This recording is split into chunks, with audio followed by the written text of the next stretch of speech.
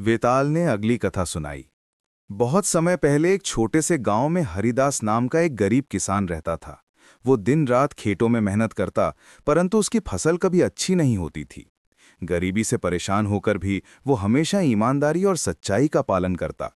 एक दिन वो खेत जोत रहा था कि अचानक उसकी हल्की नोक किसी चमकदार डिब्बे से टकराई। उसने उत्सुकता से डिब्बा खोला तो उसमें से एक सुंदर हरा तोता बाहर निकला। उस तोते की आंखें लाल थीं और उसके पंख सुनहरी चमक से दमक रहे थे। तोते ने मधुर स्वर में कहा, हरिदास, मैं कोई साधारण पक्षी नहीं हूं, मैं एक जादुई तोता हूं। तुम्हारी सच्चाई और मेहनत से प्रभावित होकर मैं तुम्हारी मदद करने आया हूं। हरिदास हैरान रह गया।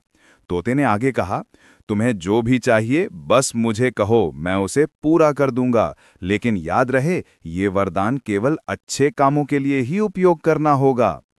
हरिदास ने सबसे पहले गांव के तालाब में पानी भरवाने की इच्छा जताई, क्योंकि गांव के लोग पानी के अभाव में दुखी थे।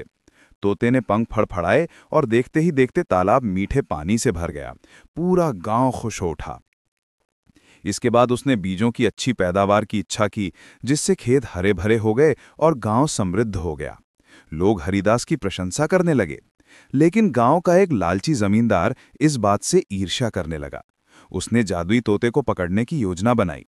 एक रात वो तोते को पिंजरे में कैद करने पहुंचा, पर तोते ने अपनी जादुई शक्ति से पिंजरा गायब कर दिया और जमींदार को उसी जगह पत्थर की मूर्ति बना दिया। गांव वाले ये देखकर डर गए, लेकिन तोते ने उन्हें समझाया, जो दूसरों के लिए अच्छा करेगा उसके लिए मेरी शक्ति हमेशा काम करेगी, जो बुरा सोचेगा उसे दंड मिलेगा। हरिदास और गांव के लोग हमेशा ईमानदारी और भलाई के रास्ते पर चलते रहे।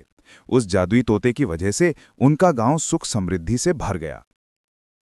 इतना कहकर बेताल ने विक्रमादित्य से प्रश्न किया, राजन, बताइए, इस कहानी में असली नायक कौन है? हरिदास, जिसने मेहनत और सच्चाई से भलाई की, या जादुई तोता, जिसने अपनी शक्ति से गांव को समृद्ध किया?